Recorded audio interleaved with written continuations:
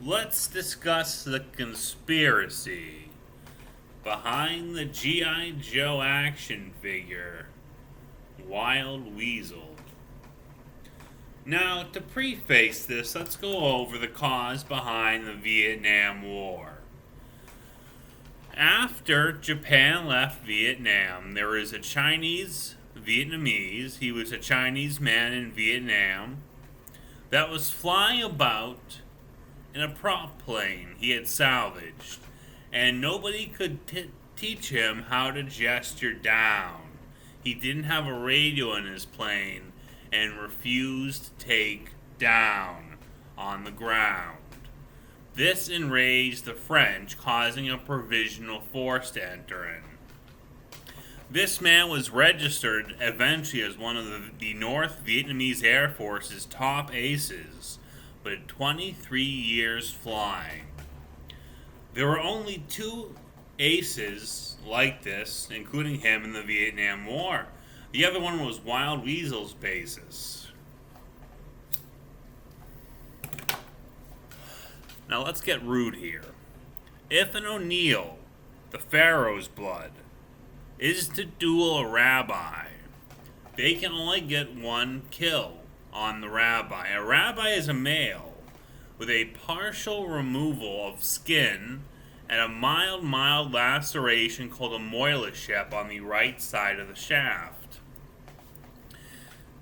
The O'Neill, Narmer, the Pharaoh of Exodus, the Upper Kingdom, the South, and Sudan, can only get one rabbi before the sexual epiphany lowers him, or her, into a homeless, helpless, opiate-addicted state. So how do we get a rabbi named John McCain to get shot down, one of the top aces of the American Air Force? We need an O'Neill, a Russian, and a part Viet. So we ordained him as a rabbi and shot down McCain. He was supposed to get one kill, and there was only one such of these aviators in the entire war.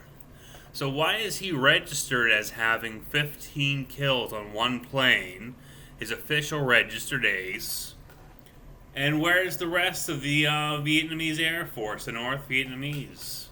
Why is there a rumor of an entire Russian attack when everyone assumes, including Brezhnev, that this guy just stopped after one kill? Where is this guy? And he's going from plane to plane to plane, shooting down Americans and South Vietnamese and French and Australians. And at the end of the war, he registered in on his home plane for John McCain as 15 kills. John McCain then 14. He single-handedly won the war. Meanwhile, the guy that starts the whole war is now in a combat upgraded MiG Brubaker, a special salvaged MiG he came up with himself from stolen parts from America. And of course, Russia, France, Italy, anything he could put in his special plane. Plus the Rabbi O'Neill. So now let me go into my history. When I was born, I was given the rabbinical marks, and I'm an O'Neill on my mother's side. When I was 3, I killed a rabbi named Anatol Marcineau by revealing a spy as someone posing as a gangster. He was a Sicilian Jew married into my family on my father's side, my mother being the O'Neill. A spy, if Jewish, especially a rabbi, can't steal without dying of shrimp intoxication, and this man was exceptionally old, and he was Interpol, and he specialized, we found out, in rigging bets for balsa, used in Polish farm labor of pigs in Europe, namely Central Europe, just east of Eastern Germany. Now, the Cold War was fought over spies in Russia and Warsaw Pact countries and in NATO and America rigging sports bets. We didn't know what was happening, but people on horses, cops on horses before a major sports game would come out and disturb a woman on a college campus married to an athlete or in a city. by farting. The horse would fart. And the woman, if she didn't get committed, the man would turn into a spy. He would get an Interpol badge. And if the woman got committed, you'd throw the game, everyone would be angry, and the farmers would invest in a Slavic mark sign of Polish slave labor, feeding back into the balsa market of Poland, also slave labor.